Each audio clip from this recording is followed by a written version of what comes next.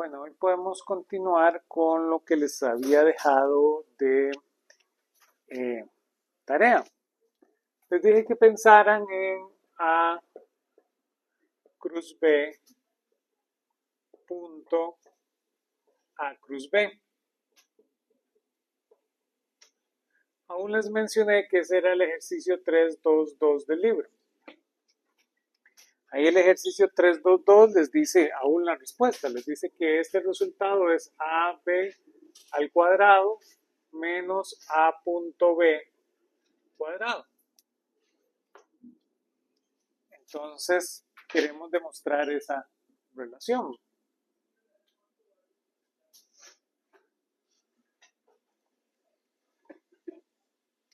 Vean que hay varios caminos que seguir. Tal vez como es la primera vez, sigamos el camino más complicado. Y después hablamos tal vez del más tranquilo. Entonces vean, si queremos seguir el camino más complicado, yo lo que haría es expresar todo esto con respecto a los productos que conocemos. Entonces, trabajamos primero A cruz B. Entonces, A cruz B sabemos que es la sumatoria en I de EI con la sumatoria en J y K de épsilon I, J y K de AJ, BK. BK, patrocínenos.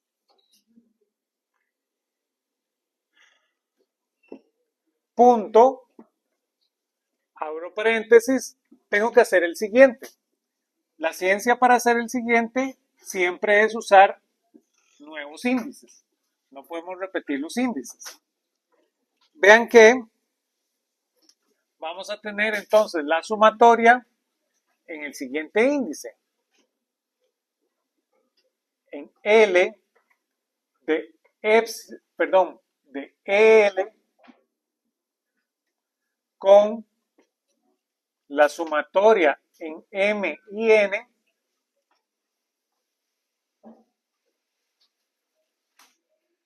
de épsilon L, M y N de AM, BN.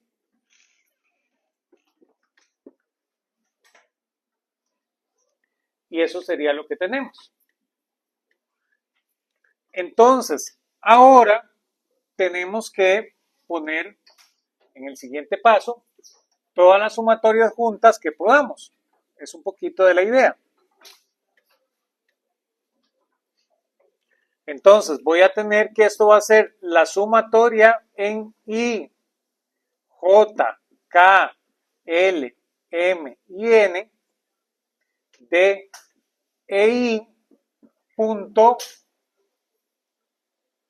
EL con épsilon I, J y K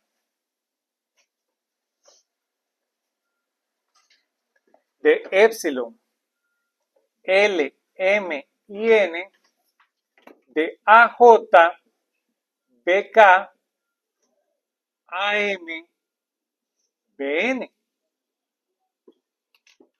Y esto es esta relación. Ahora, aquí tenemos que llamar a las definiciones que conocemos. Aquí no hemos hecho nada que reacomodar, pero esta definición nosotros sabemos cuánto vale. ¿Se acuerdan? Nosotros sabemos, voy a escribirla por acá, para que la recordemos, que EI punto EJ, por ejemplo, es delta IJ.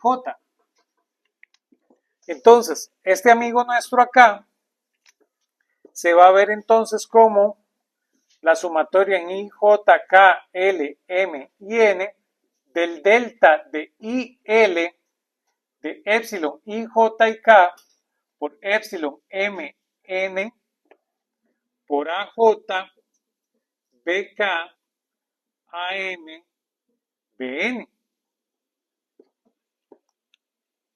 Y ahora sí, podemos aplicar lo que sabemos para el delta, ¿se acuerdan?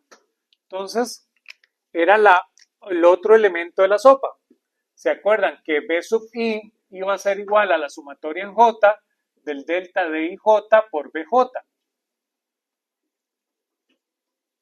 Entonces, claro, tenemos aquí este delta, tenemos aquí una sumatoria y entonces podemos aplicar eso que está ahí.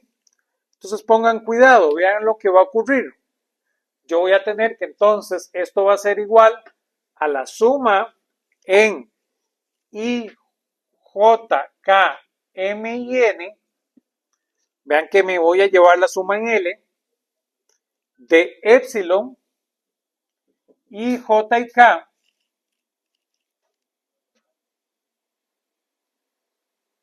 de epsilon I, M y N. ¿Lo ven?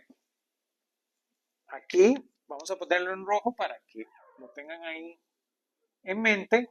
Vean que el que cambié fue ese I. ¿Sí? Aplicando esto. Entonces voy a tener AJ, BK, AM, BN. Y ahora sí, vamos a aplicar la otra propiedad que conocemos, ¿se acuerdan? Que si yo tengo la suma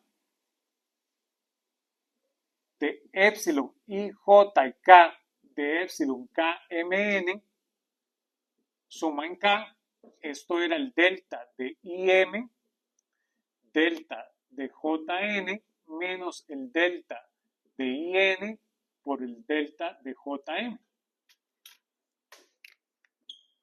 Entonces voy a aprovechar lo mismo acá, ¿lo ven?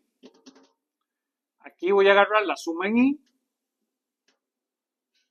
¿sí? Entonces esto me va a quedar como suma en J, K, M y N de, abro paréntesis, el delta de JM con el delta de KN menos el delta de JN por el delta de KM, ahora por AJ, BK, AM, BN.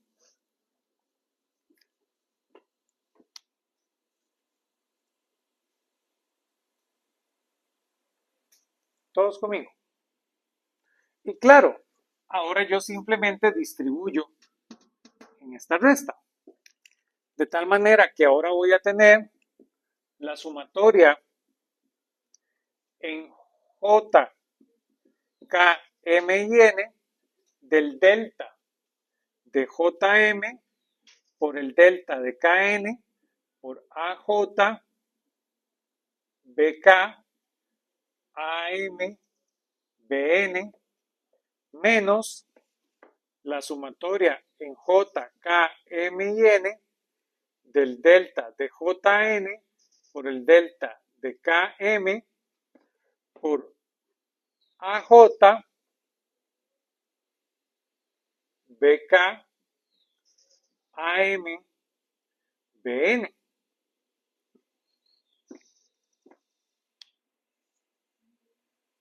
Y ahora sí puedo trabajar cada suma de forma individual. Voy a aplicar esta propiedad para aprovechar los deltas. Entonces vean que ahora me va a dar, voy a tener la primera.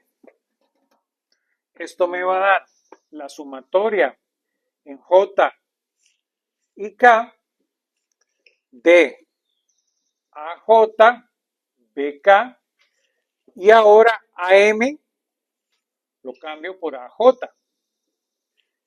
y BN lo cambio por BK menos el otro amigo que tengo aquí. Entonces va a ser la sumatoria en J y K de ahora AJ, BK por AN pero N cambia por J.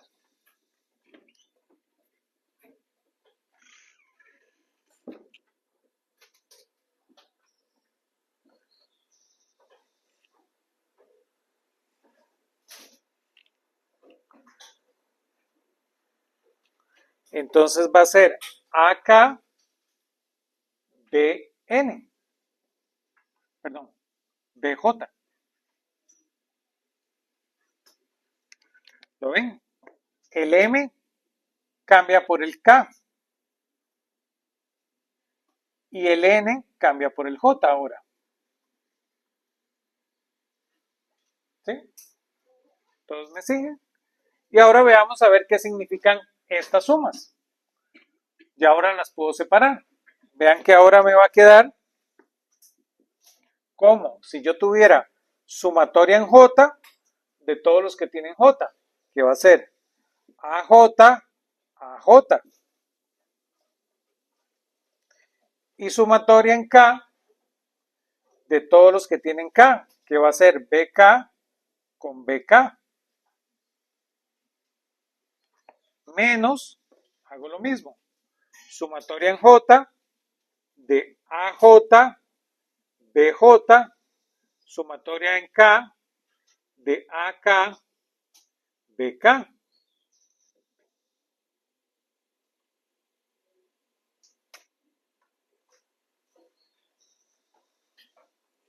Pero ¿qué es esto que está aquí?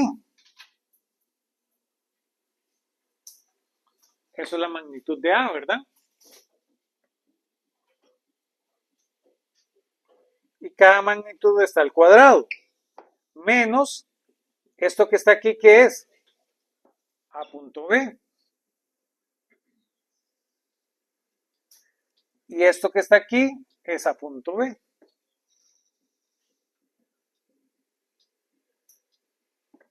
Es decir, esto es lo mismo que AB al cuadrado menos A punto B al cuadrado, que era lo que nos pedía demostrar el ejercicio.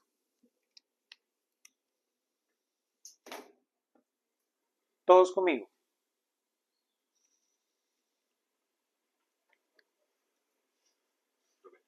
Sí.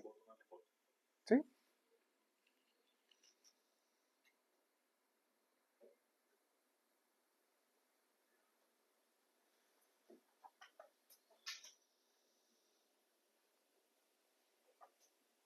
Ahora vean que les decía que esto lo podíamos ver desde el principio de un poquito más rápido, por decirlo de una manera. Vean que voy a borrar nada más estos de aquí para que hagan la comparación. Vean que pudimos haber pensado en X vector punto Y vector. Vean que X punto Y, esto va a ser la sumatoria en Y de XY, YY.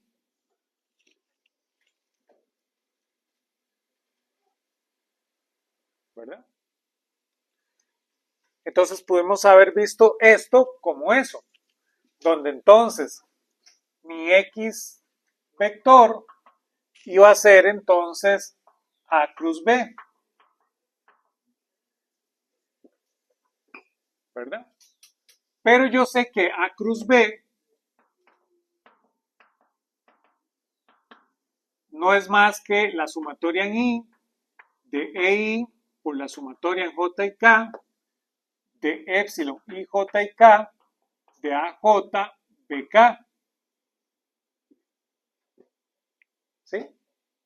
Entonces, dicho de una manera, A cruz B sub I, ¿lo ven?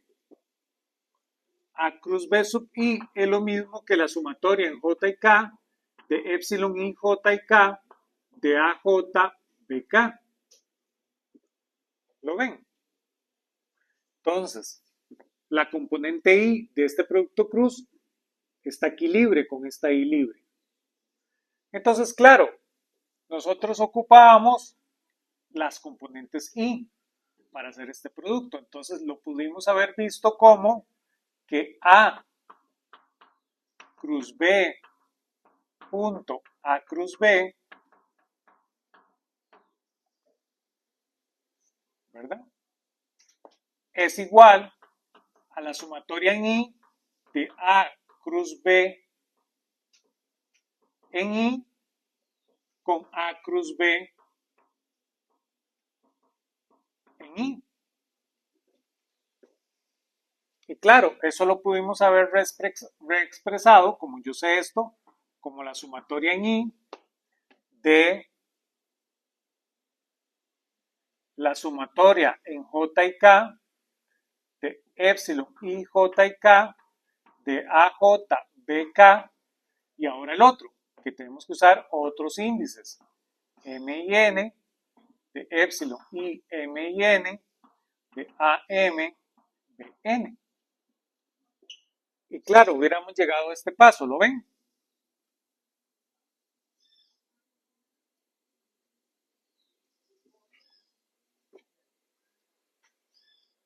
Si lo hubiéramos visto así. Son dos formas de llegar al mismo resultado. Claramente esta es como más directa, por decirlo de una manera más guiada. Aquí necesitamos recordar estas dos cositas, ¿verdad?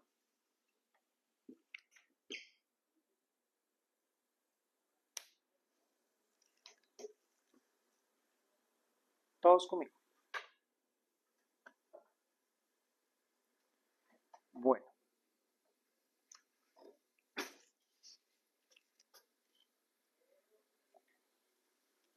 Voy a borrar por acá. Vean que entonces podemos seguir con lo que estábamos pensando. Les había dejado pensar ahora cómo se ve la matriz de rotación en 3 dimensiones. Habíamos quedado la clase anterior con la matriz de rotación en 2 dimensiones.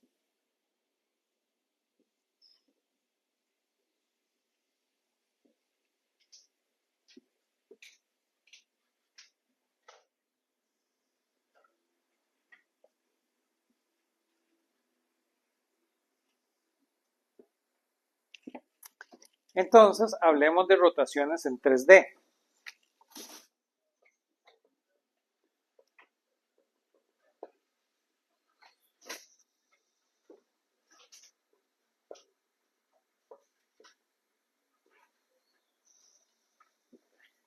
Entonces, claro, no hay ninguna ciencia. Ya habíamos visto que la matriz de rotaciones en 2 dimensiones la podíamos reemplazar por este objeto. Entonces, S en 2D lo veíamos como x' punto ex que x' punto ey y tenía ey punto ex y punto ey. Y esta era la matriz de rotación en 2 dimensiones. Entonces no hay mucha ciencia. Vean que la de 3 dimensiones, el S en 3 dimensiones, me queda entonces con las 3 dimensiones.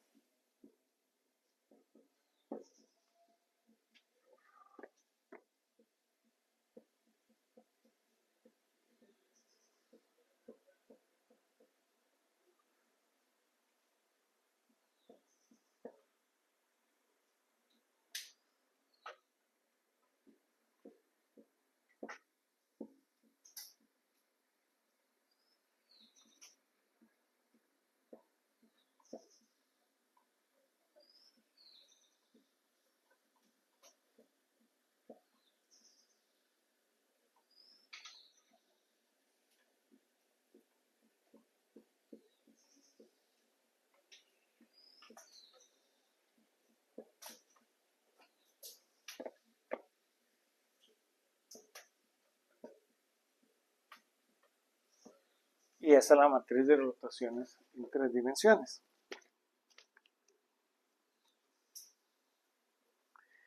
Ahora, lo interesante es que yo puedo hacer esta identificación. Yo puedo darme cuenta que E'(mu.nu)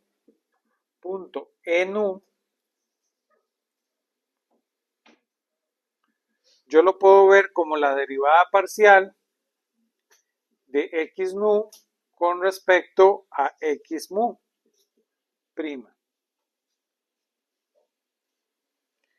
Y yo puedo sustituir esto por derivadas parciales, entonces.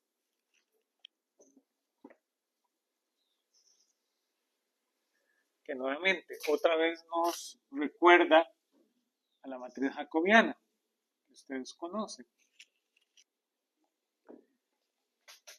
De tal manera que nuestro S para 3 dimensiones, yo lo puedo ver como la derivada parcial de x1 con respecto a x1' por la derivada parcial de x2 con respecto a x1' por la derivada parcial de x3 con respecto a x1' con la derivada parcial de x1 con respecto a x2', con la derivada parcial de x2 con respecto a x2', con la derivada parcial de x3 con respecto a x2', con la derivada parcial de x1 con respecto a x3', con la derivada parcial de x2 con respecto a x3', con la derivada parcial de x3 con respecto a x3'.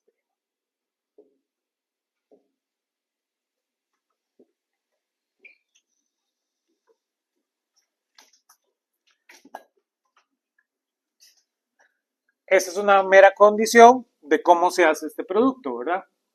Este producto tiene ese mismo resultado. Entonces, por esa coincidencia, tenemos que S también la podemos representar como esa matriz. Además, hay un resultado que x_nu con x_mu' es igual a x_mu' con respecto a x_nu. Este es un resultado que realmente es necesario para la ortogonalidad.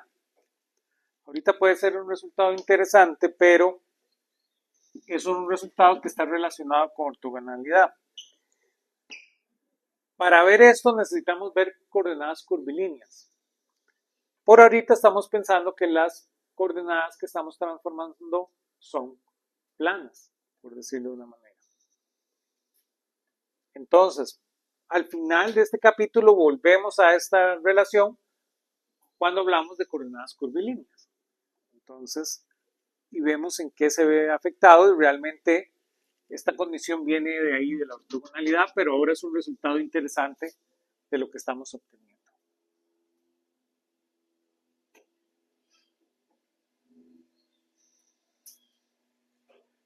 Ya con esto estamos listos para dar el siguiente paso. Ya vimos todo lo que se conoce como álgebra vectorial. Ya somos capaces de sumar vectores, somos capaces de multiplicar vectores, somos capaces de crear escalares, crear vectores. ¿Sí? ¿Qué es lo que necesitamos ahora? En nuestra jerarquía tenemos ecuaciones algebraicas y más arriba de ecuaciones algebraicas tenemos ecuaciones diferenciales. ¿Qué es el negocio de la física, verdad? El negocio de la física es crear ecuaciones diferenciales. Entonces, el siguiente paso es poder hacer ecuaciones diferenciales con vectores, que eso es lo que necesitamos avanzar. ¿Sí?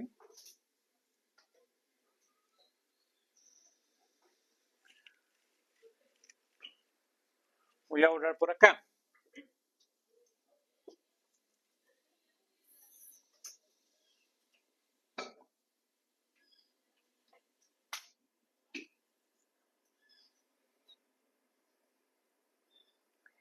A esa parte el libro le llama operadores vectoriales diferenciales.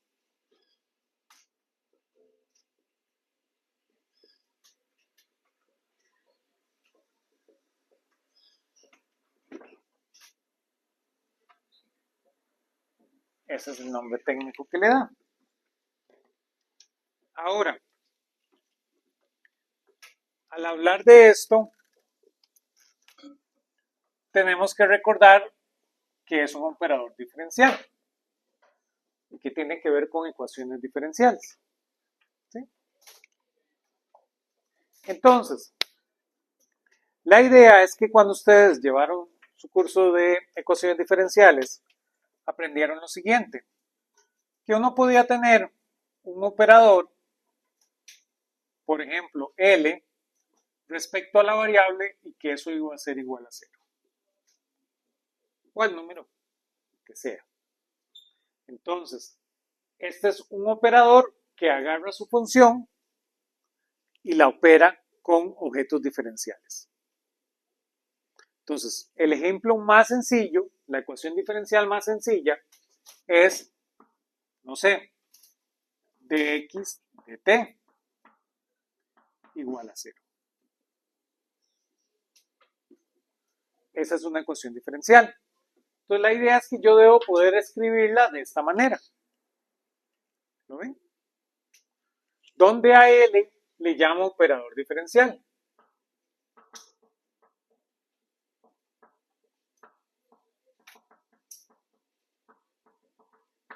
Porque al final está agarrando mi función y la está operando con una derivada.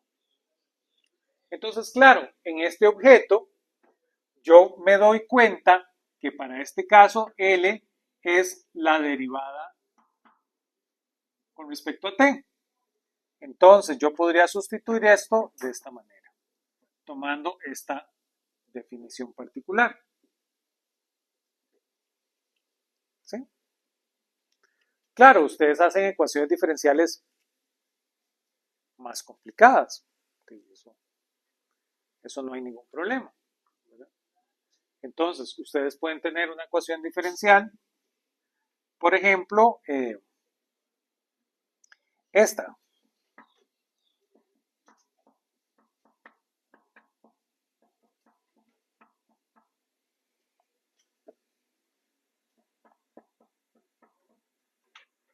Esa es una ecuación diferencial más complicada.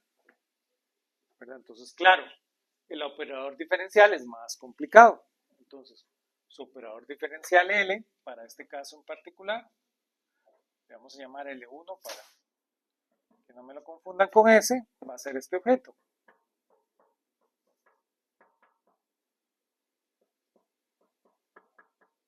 ¿Verdad? Entonces, claramente, esto va a ser L1 por X igual a 0. ¿Sí? Eso es la idea de un operador diferencial. Ahora, puede ocurrir, este operador diferencial que ustedes estudiaron en ecuaciones diferenciales, son operadores que son escalares.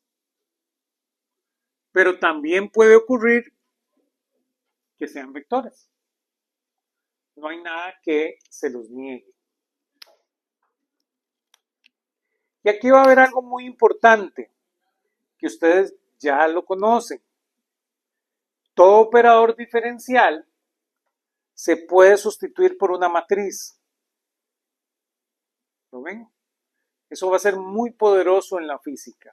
Lo vamos a aprovechar hasta la saciedad en la física.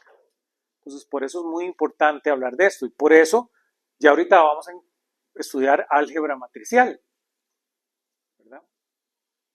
Vamos a ver un par de cosas más y después volvemos a matrices. Exactamente por eso, porque hay esa relación entre operador diferencial y matrices. ¿Sí? Por eso nos interesa poder escribir nuestras ecuaciones diferenciales de esta manera, para aprovechar eso.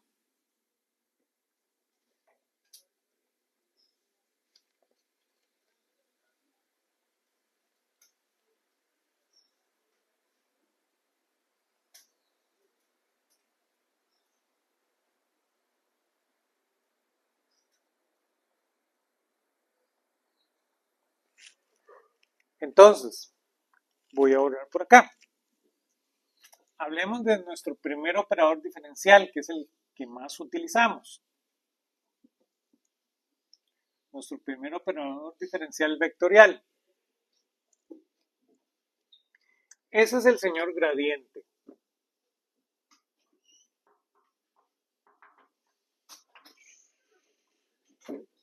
El gradiente lo solemos escribir con esta letra y un vector arriba. El nombre técnico es nabla. Es el nombre que se le da a ese símbolo. Esa letra es nabla, es una delta invertida. Entonces,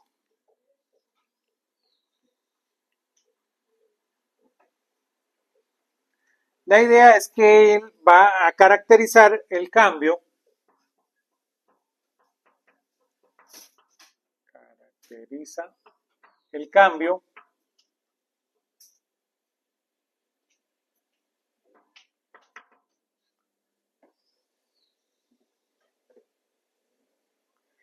de una cantidad escalar con la posición.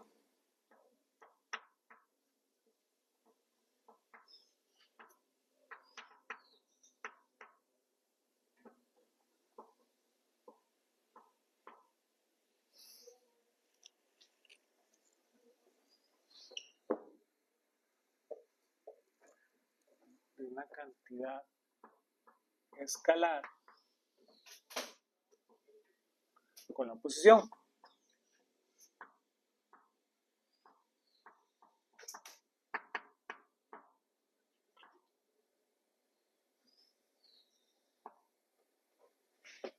Entonces, para eso pensemos aquí en el diferencial de Barfield.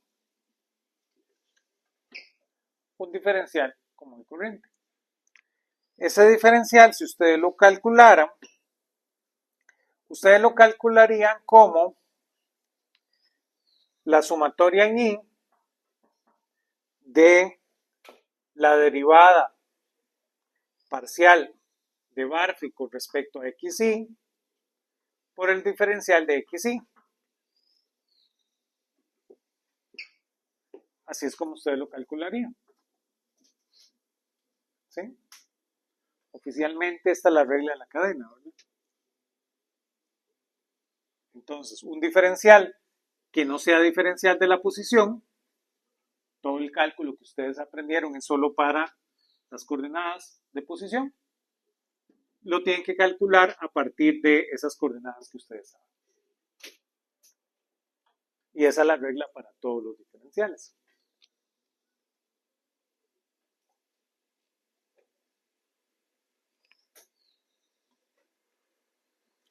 Entonces, la idea del gradiente es que yo, como esto es un escalar, lo pueda generar a partir de un vector. ¿Lo ven? Porque nuestra espacio vectorial o la fe que le tenemos al espacio vectorial asegura que todo escalar debe poderse construir de un vector. Entonces, aún estos diferenciales escalares yo los debo poder encontrar de un vector. ¿Lo ven? Y como aquí estoy hablando de la posición, la idea es que yo lo obtenga a partir de la posición. Precisamente lo que voy a querer hacer es ver este objeto como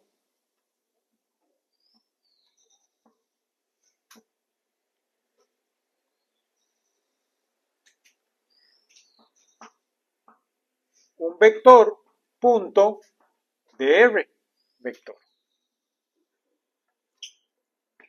Eso es lo que ando buscando.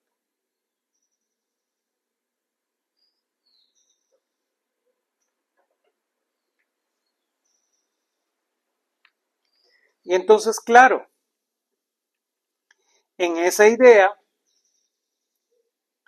yo sé que dr vector no es más que la sumatoria en I de EI por DXI.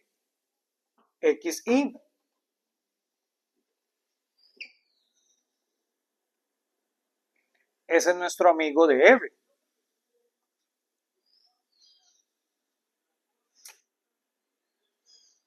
Entonces, es como si estos dos objetos que están aquí lo viera como un producto punto, ¿lo ven? Entonces, en esa similitud, yo diría que Nabla vector Barphy es, de alguna manera, la sumatoria en J de EJ por la derivada parcial de Barphy con respecto a XJ. ¿Lo ven? Porque si ahora conmuto el producto punto de esto y esto, me recupera este resultado.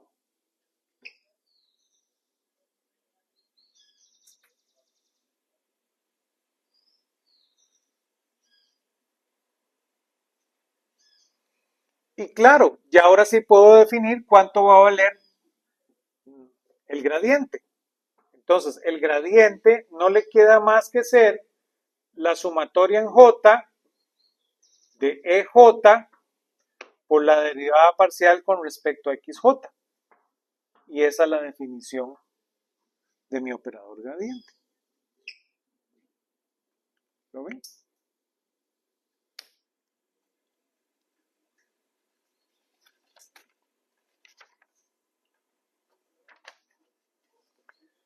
Dos cositas aquí. Vean que les acabo de decir que todo operador diferencial se puede sustituir por una matriz, ¿verdad? El producto matricial es no conmutativo. ¿De acuerdo? Si yo ya me metí con matrices, ya soy no conmutativo. ¿Lo ven? Cuando yo meto un operador diferencial, pierdo conmutatividad. ¿Sí? Entonces, dicho de una manera, Barphy Nabla es distinto que Nabla Barphy, ¿verdad? Porque Nabla es un operador diferencial.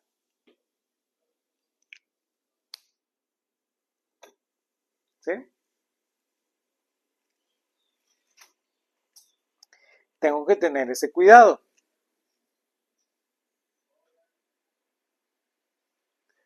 Este objeto sigue siendo un operador diferencial. Este objeto no es un operador diferencial. Aquí ya fue aplicado el operador diferencial, ¿sí? Aquí no. Aquí sigue libre el operador diferencial. ¿Todos conmigo? Preguntas hasta acá. Gracias a nuestro amigo el gradiente, podemos obtener dos cantidades que son útiles. Resulta que necesitamos definir, voy a borrar por acá, el concepto de campo.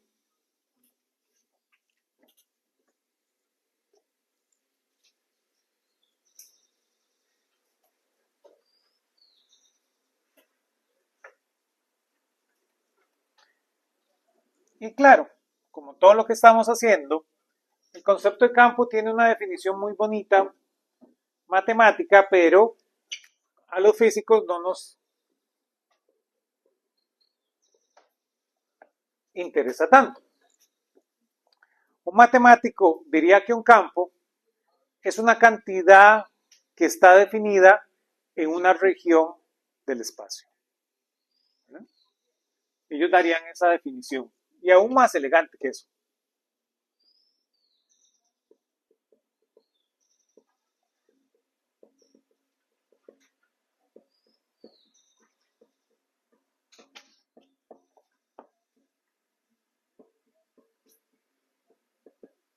Por supuesto, ustedes como físicos eso no les dice mucho.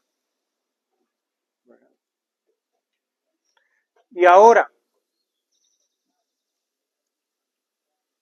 existen campos escalares y campos vectoriales, y campos tensoriales, ¿verdad? Y campos matriciales. ¿Lo ven? Entonces pueden haber todo tipo de campos. Eso es lo que necesitamos entender. Un excelente ejemplo es la temperatura.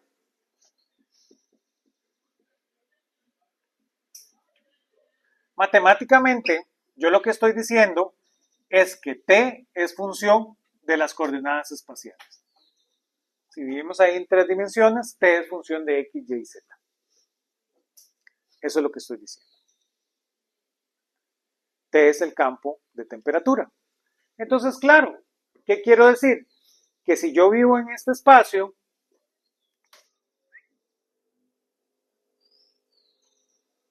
en esta región, todos los puntos de esa región tienen un valor de temperatura. Cualquier punto en la región del campo tienen temperatura. ¿Sí? Pensemos en el disco de la cocina. Ustedes tienen esas cocinas nuevas, ¿verdad? Muy cargas, que solo calientan en el disco. Entonces ustedes en una cocina de vitrocerámica, ¿verdad? Si tocan aquí, ¿verdad? Hagamos el dibujito. Si ustedes tocan aquí, está frío, y si tocan aquí, está caliente. ¿Por qué? Bueno, tengo este campo de temperatura. Aquí no hay campo, aquí sí hay campo. Dentro del campo de temperatura, cada punto del disco tiene una temperatura, tiene un valor de la temperatura, es distinto entre ellos, ¿verdad? No es uniforme, no tiene por qué serlo. Cada punto tiene un valor distinto. Eso ustedes lo saben, ¿sí? La olla no se calienta igual, tiene que ver porque probablemente aquí tiene una resistencia así en forma espiral, entonces aquí exactamente en la pura resistencia está más caliente, un poquito más lejos está menos caliente. ¿Sí? ¿Todos conmigo? Ese es un campo. Es el campo más tranquilo posible. Es un campo escalar porque cuando yo evalúo X, Y y Z, me da un escalar, que es la temperatura. ¿Sí? Ustedes son un campo de masa. Si yo los evalúo, cada punto de ustedes tiene un valor de masa. Aunque ustedes tienden a ser muy uniformes, pero no son lo suficientemente uniformes porque la grasa pesa distinto que el tejido, ¿verdad? Muscular y pesa distinto que el tejido óseo. ¿Sí? Entonces ustedes son un campo de masa, como son un campo de muchas cosas. ¿Sí? Ahora hay otros campos, como el campo de viento, ¿verdad? Por decirlo de una manera.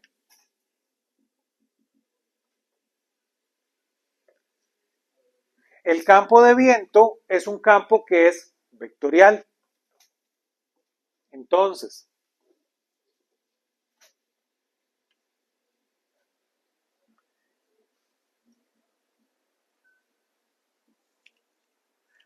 ustedes tienen ahí su amigo, el abanico.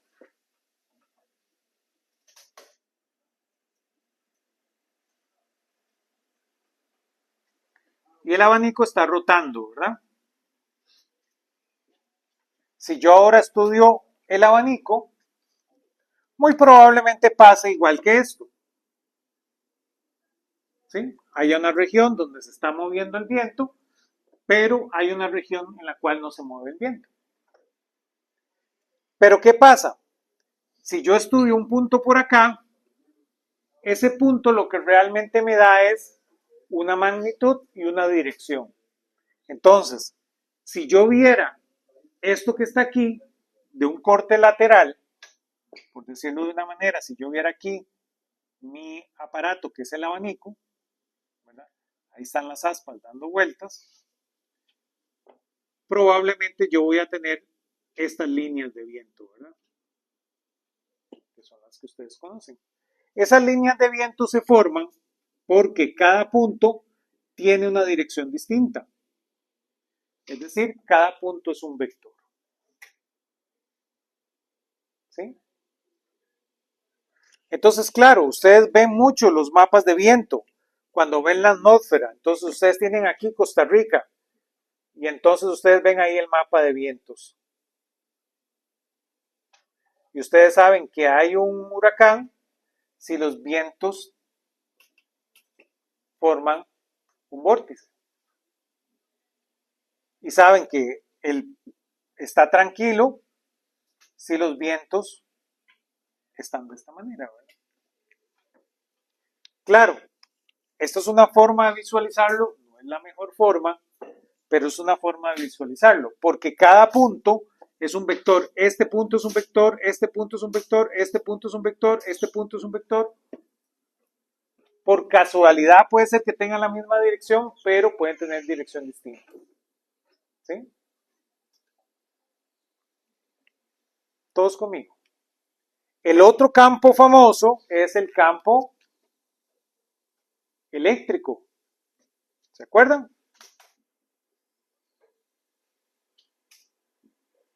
El campo eléctrico es un campo vectorial.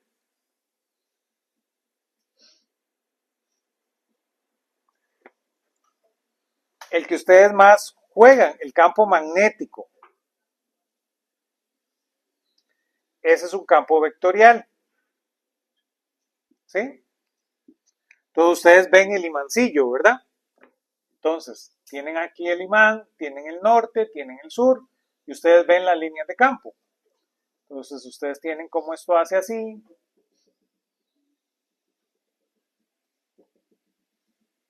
¿Sí? Y ustedes saben las líneas de campo. Entonces, ustedes saben que se ven aquí la dirección del campo.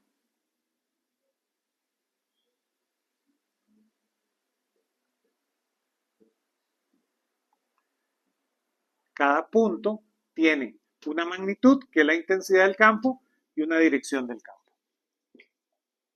¿Sí? Ahora hay otro campo aún más famoso, el campo electromagnético.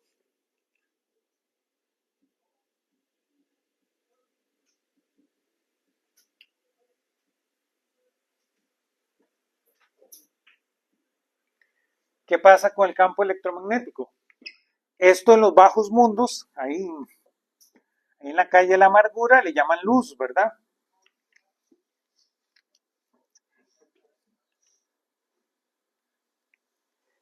¿Qué pasa con la luz?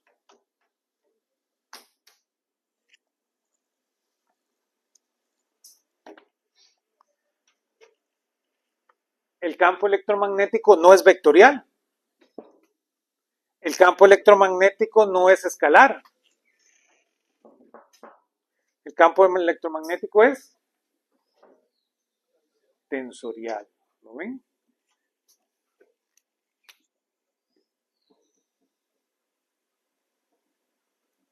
Ocupa más de una dirección. Cada punto del espacio tiene dos direcciones. Ya lo sospechan ustedes cuáles dos direcciones son. Una eléctrica y otra magnética. ¿Lo ven? Cada punto del espacio tiene una dirección del magnetismo y una dirección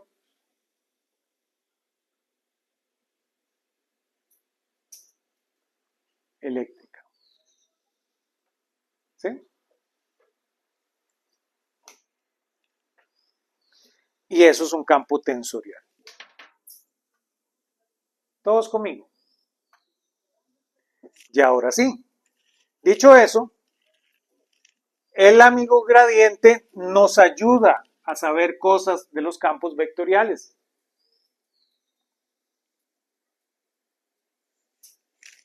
Voy a borrar por acá.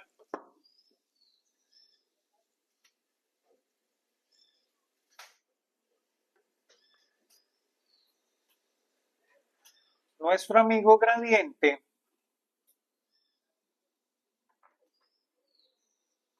permite conocer la divergencia.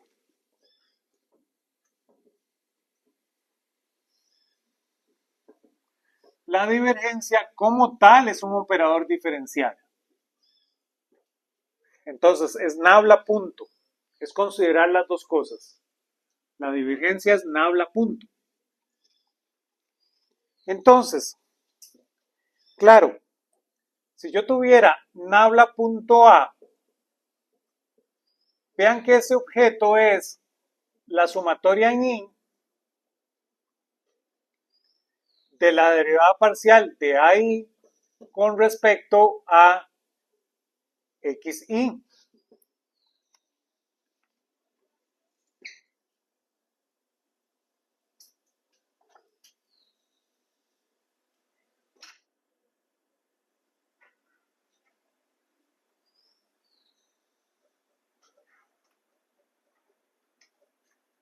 ¿Sí? Vean que entonces, si ustedes lo quieren ver de una manera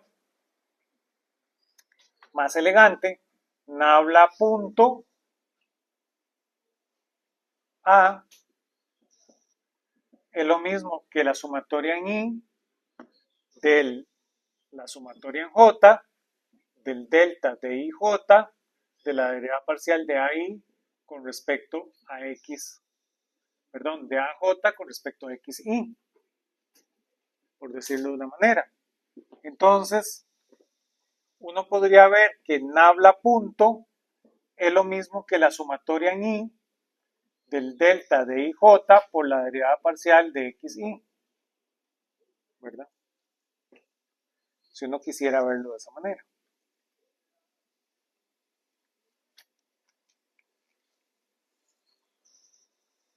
Para diferenciarlo del gradiente.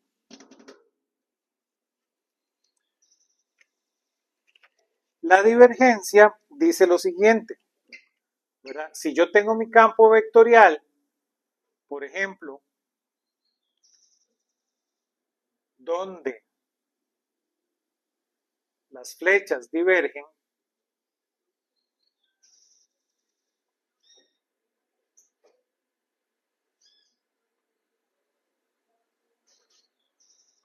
en este caso la divergencia nabla punto va a ser positiva.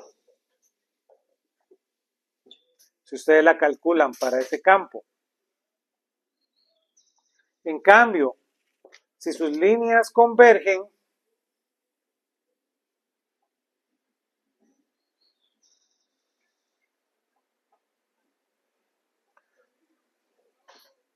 en ese caso la divergencia es negativa. ¿Sí?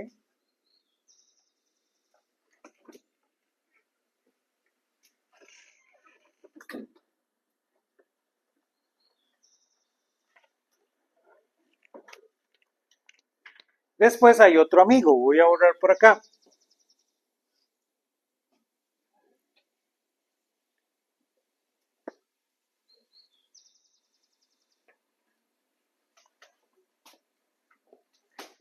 Que se llama el rotacional.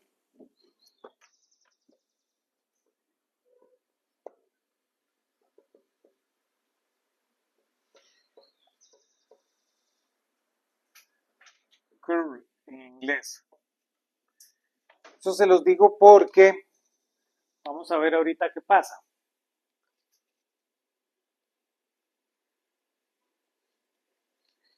Ese va a ser nabla cruz.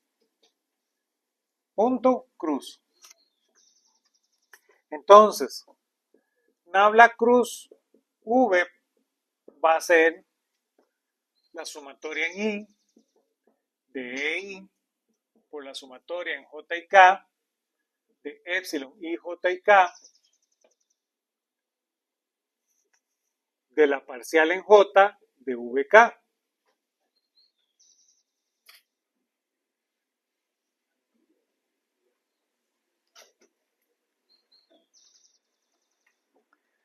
Entonces, mi operador diferencial, por decirlo de una manera, es este objeto. Sumatoria en I de EI por sumatoria en J y K de epsilon I, J y K por la parcial en J. Este va a ser mi operador diferencial.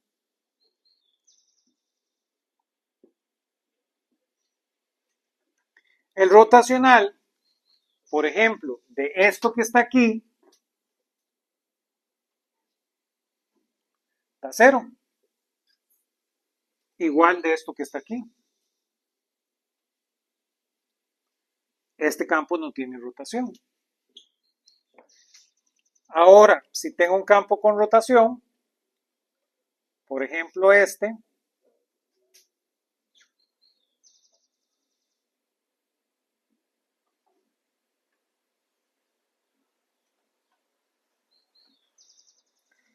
este campo, nabla cruz, este campo es positivo. Y por ejemplo, si yo ahora tengo este otro campo,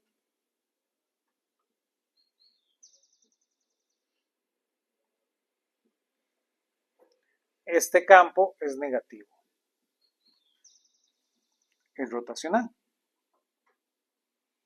Y la divergencia es 0, entonces, de esos campos.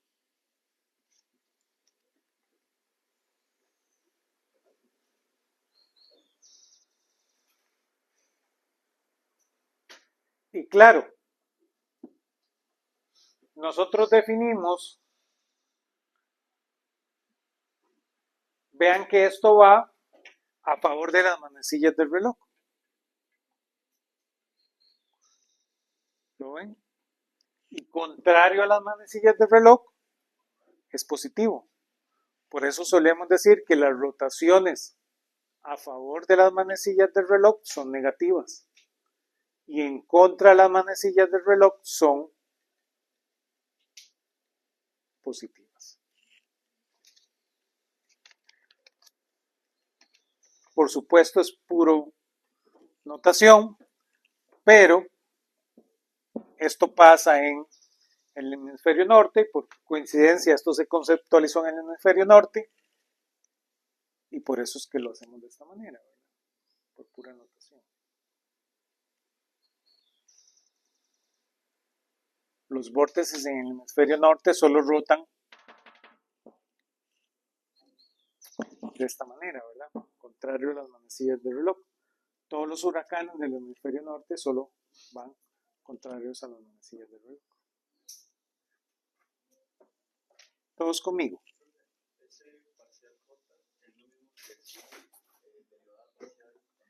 Correcto, correcto. Perdón, ya se me salió lo físico teórico. En física teórica hacemos, que no lo había hecho hasta ahora. Sí, en física teórica a veces hacemos que la derivada parcial J es lo mismo que la derivada con respecto a XJ. Entonces, es algo que solemos hacer. Les iba a contar la próxima clase. Es una cuestión de notación, voy a corregirlo.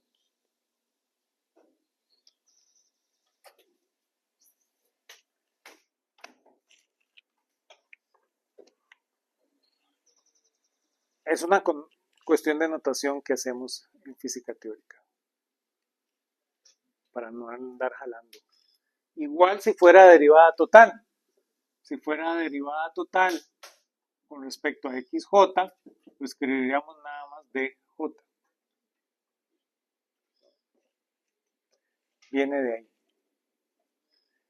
Perdón, se me olvidó aclarar eso.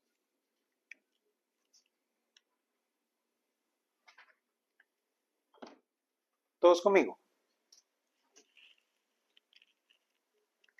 Ahora vamos a hablar de otro amigo que también se nos puede ocurrir.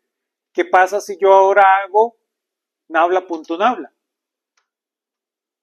¿Lo ven? Agarré dos operadores diferenciales vectoriales y creé entonces un operador diferencial escalar.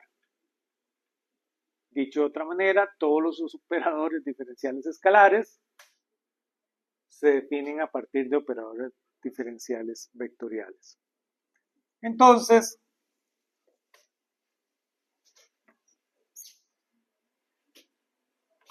hablemos de nuestro amigo el laplaciano, ese es el nombre que le damos.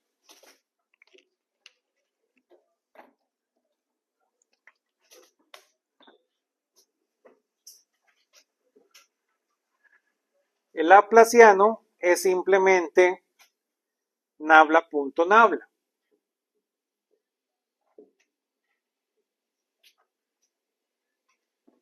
Por ahorita veámoslo como nabla.nabla de Barfield. Vean que ese objeto va a ser entonces la sumatoria en I de la derivada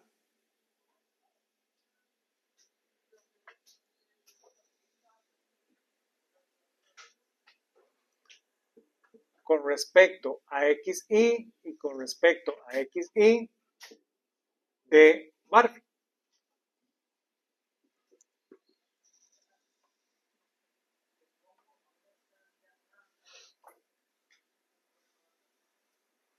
¿Lo ven?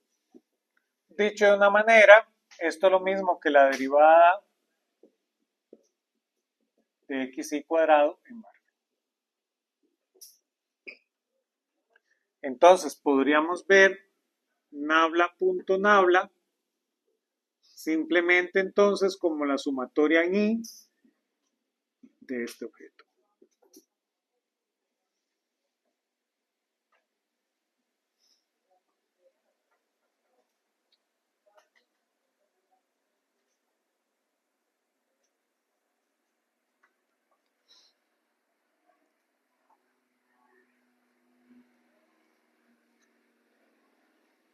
¿Qué pasa con nabla cruz nabla?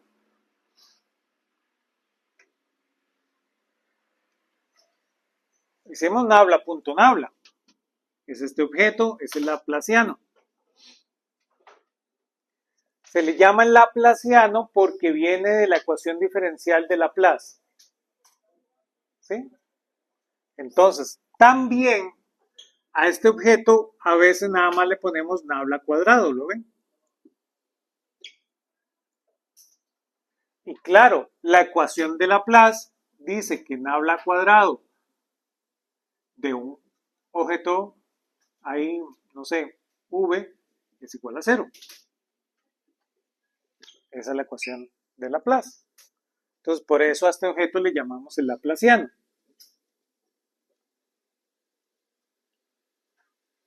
¿Sí? Pero, ¿qué pasa con nabla cruz nabla?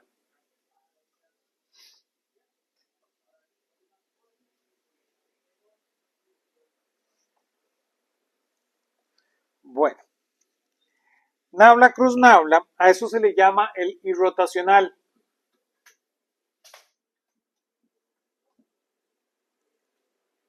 Porque evidentemente, nabla cruz nabla de Barfi es 0.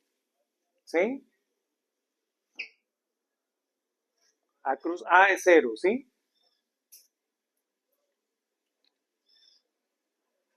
También hay un objeto que se llama el senozoidal.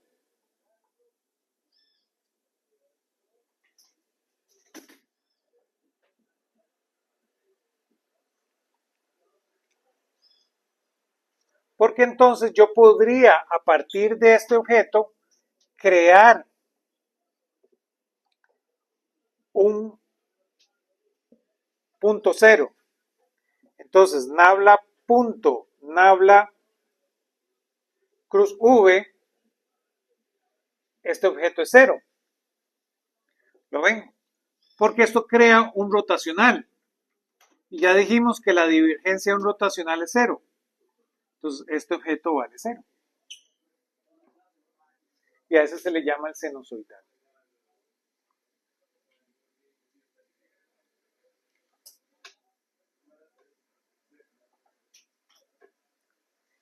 Y claro, ya por último, está lo que llamamos laplaciano vector.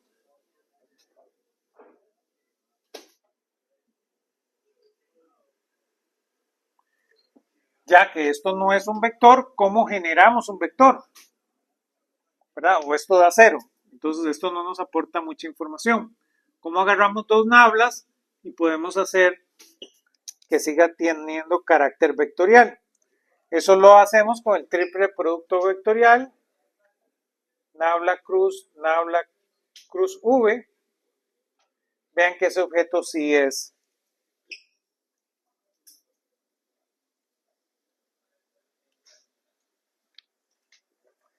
Y este objeto es igual a nabla de nabla.v menos nabla.nabla v. ¿Lo ven? Porque esto es un escalar. Entonces, esto es un escalar con un vector. Esto es un escalar y esto es un escalar. Perdón, esto es un escalar y esto es un vector aplicado a ese escalar. Y a ese le llamamos el laplaciano vector.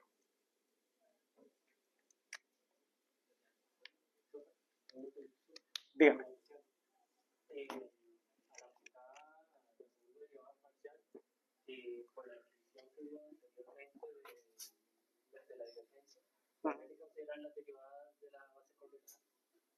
¿De la? No, no, porque lo estamos definiendo de esta manera. Correcto. Vean lo que les iba a decir. A veces ustedes ven escritos, como es difícil, ya esto es una cuestión de notación nada más, por eso se los voy a poner aquí en rojo. A veces escribir esto es difícil, ¿verdad? Nabla vector. Entonces, muchas veces, algo como nabla vector Barphy, ustedes lo ven escrito nada más como grad de gradiente de Barphy. ¿No ven? Eso se da mucho. Igual, si ustedes tienen nabla.v, muchas veces ustedes ven escrito esto nada más como la divergencia de v. Y lo ven escrito así. ¿Sí? Lo que sucede es que en inglés, rotacional no se dice rotacional, ni nada parecido. Entonces, por eso les decía, ustedes ven escrito esto como el curl de v, ¿lo ven? Entonces, a veces eso le crea confusión a los estudiantes, ¿sí? Para que lo tomen ahí en cuenta. Eso es una cuestión de notación y esto es de los libros muy viejos ya, ¿verdad? Porque ahora todo el mundo en LaTeX puede hacer esto, ¿verdad? Pero entonces, para que tomen eso en cuenta, que a veces lo ven escrito de esa manera. Preguntas. Ahora, para que tengan un fin de semana bien dedicado a la física, hagan esto.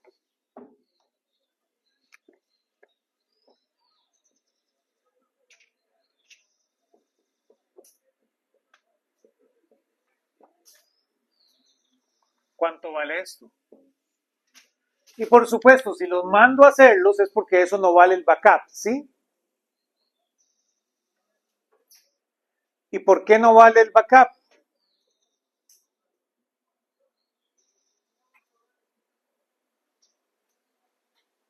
Porque los operadores diferenciales no conmutan.